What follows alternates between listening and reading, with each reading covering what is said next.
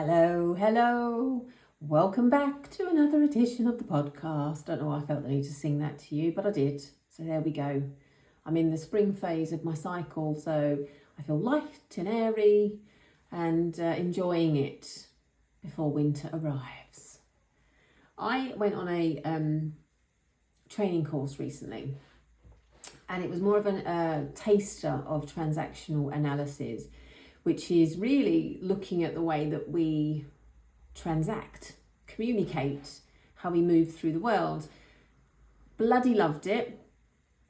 Definitely an area that I want to dive more into when I have the headspace, because, as you know, I have been embarking on more learnings around inner child healing. So I really enjoy transactional analysis and the whole idea behind it, and it feeds really beautifully into all the stuff that I do.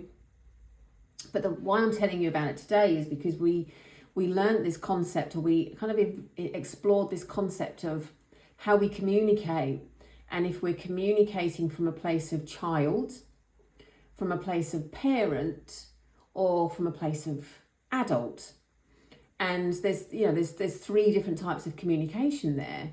And obviously this really fed well into inner child, because when we communicate from child, it's very childlike.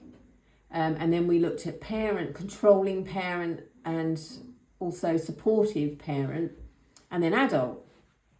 And it was fascinating to me because we went through this exercise of basically analysing a recent transaction that we'd had with somebody and looking at that communication model and how we communicated and which kind of state that we was in. And the process that I took, the conversation that I analysed in my group was a WhatsApp conversation that I'd had with a now ex-friend of mine many years ago now. And we talked about that communication and the way that we showed up in that. And it was so fascinating. And the reason I want to share it with you today is because I would encourage you to look at your kind of daily communications and interactions that you have with people, and just start to think about where you're communicating from, which space that you're in. So just to give you a brief understanding of this, when we are communicating from child, it will be very childlike. So, oh my God, I can't believe you did that to me. That's so unkind. You really hurt my feelings. It would be quite emotionally immature. It could be tantrum-like. It could be throwing your toys out of your pram, verbally, sometimes actually as well. I've spoken before about, when we are in our inner child space, we do behave in the way that we learnt that emotion. So anger could have been exhibited to us or shown to us as slamming doors, throwing things, stamping our feet, that type of behaviour. So when we communicate from that space, and often it can be, it's not fair, I don't want to talk to you anymore, you've hurt my feelings, go away, leave me alone. That kind of childlike, lacking in emotional intelligence, emotional maturity, because that's the resources we had available to us as children, but it might also have been the way that it was shown to us by our caregivers, people in a position of influence. So our parents, when they communicated, they could be communicating from their child space as well. And then we looked at the parenting communication space and controlling versus kind of supportive. I don't think that's the official language, but that's the way I interpreted it. And the controlling parent would be things like, I've told you how to do it, this is how you're going to do it. That kind of disciplinarian, you don't listen to me, blah, blah, blah. That type of thing, versus the supportive parent, like, okay, listen, what I think would be really helpful next time would, be to maybe do this, maybe do that. So, you're switching between like the parent and the child in communication. And don't get me wrong, none of these are wrong or right. It's just interesting to observe as we're moving through the different types of state.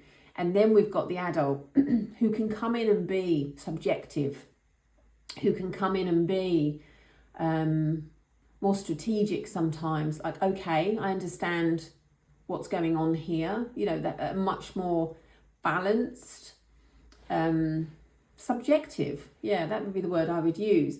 So in relation to the conversation I was relaying to the group I was working in, it was a friend who said to me, you did this, XYZ. You hurt my feelings. I feel completely rejected. I think it was really unfair what you did. And then I might have come in and said, well, that's not what I did at all. And you've got that completely wrong. And you're seeing that blah, blah, blah in a different way. So again, she's coming in as a wounded child. And I'm responding in a defensive, wounded child manner as well. It isn't how it happened. You're not remembering this correctly. And then she would have come back with, and again, I'm paraphrasing this because this was a conversation many, many years ago. So I'm just remembering it from how I read it and saw it. Well, you hurt me and you didn't treat me right. So then I switched up to, okay, I hear what you're saying.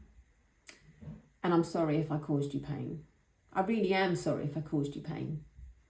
But I stand by what I did because it felt like the right thing in the moment. And that feels like a supportive parenting type response. So I'm switching here up and down. We're going from child to parent, child to parent. She always stayed in child. She always responded in a childlike way. Well, you did do it though. And your sorry doesn't mean anything to me because it was really unfair what you did. And I kept trying to switch up to this kind of gentle parenting style of, no, I hear you. I really do hear what you're saying, but let me explain my motivations behind this. And we were going back and forward in text to the point where now I recognise I switched into adult and just said, okay, I can see there's not going to be a resolution here.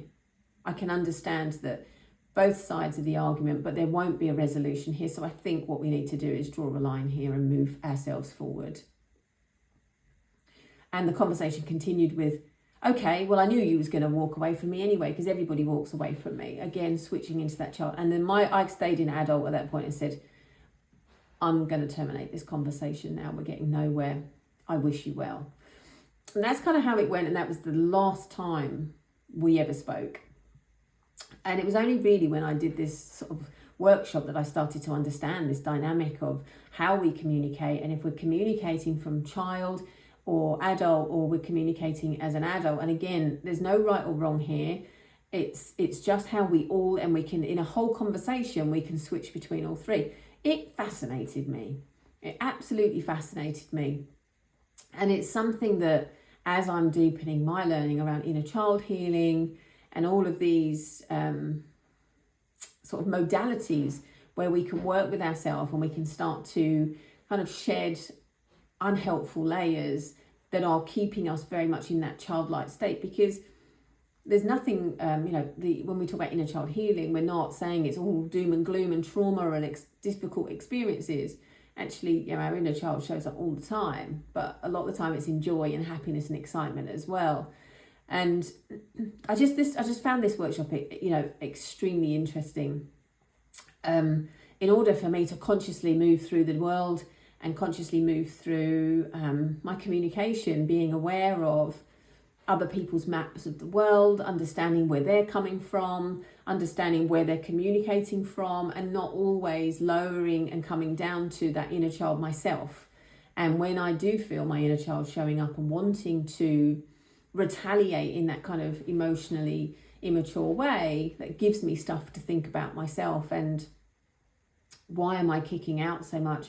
Why am I so frustrated by the way this person's communicating with me? What's coming up for me? For example, another example is if my husband's extremely analytical. I love it about him, I really do. But he's very, likes a spreadsheet, finances are a certain way, we put things here and we move things around. I say we, he.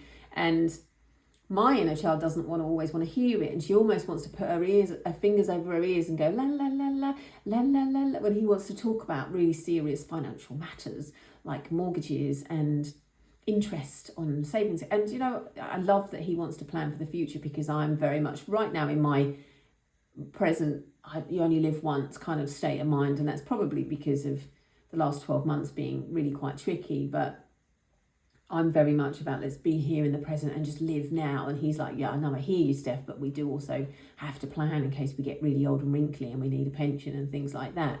But in those moments, I can really feel little Steph going, don't listen, do your thing, let's enjoy life. And I noticed in the past where I would kind of respond in an unhelpful way, and it would be little Steph showing up going, we don't want to hear, Grange, we don't want to hear, we're just YOLOing it all over the place here. So it can be really helpful when you start to look at how you communicate and how you move through the world, and actually what space you're communicating from. And is that really helpful in this conversation that you're having right now? Would it be more helpful and beneficial for you to switch now into a more adult state? Like, notice that kind of switching between those three states, and how can adult come in and just be more subjective. And if it's uncomfortable to be able to do that, it's not always comfortable to switch into adult. Start to think about what is going on for me here, especially if you're in that child state. What's happening? What's going on? What's causing me to feel the way that I'm feeling? Because maybe there's something here that I can explore. I hope that's all made sense. So I'm going to leave you with this just for today. Make or set the intention today to just notice when you're communicating, where you're communicating from, what state you're communicating from, and is that helpful for you? And if it isn't, you can consciously shift. You can consciously shift your communication model at that point. And if it is tricky for you and you're feeling some resistance from your younger self, from your inner child, make a note of what's going on. What was the emotion that was coming up? What was the resistance that you was experiencing? And maybe create some space. I say maybe, definitely do it. Create some space where you can look at that emotion and think, what was it showing up for? What is it here for? Where's the resistance? And how can I support my younger self, my inner child, to move through this and not feel that way? Until next time.